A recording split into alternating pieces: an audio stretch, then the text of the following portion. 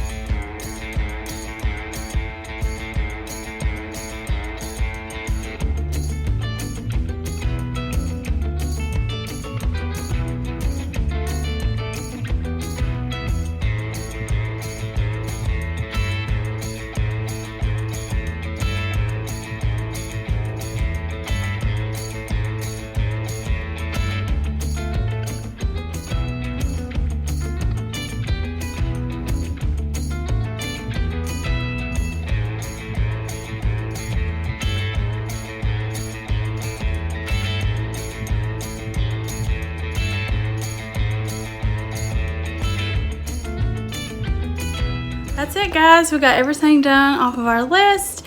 In between cleaning, I was able to do some meal prepping for the upcoming work week. I'm so thrilled and so thankful. And I'm so thankful that you guys stopped by my channel and watched my video. I hope you got motivated and inspired. Leave a comment below what your least favorite thing to clean around your house is. I'm curious. Mine's dusting. Again, thank you so much for watching and take care. See you next time.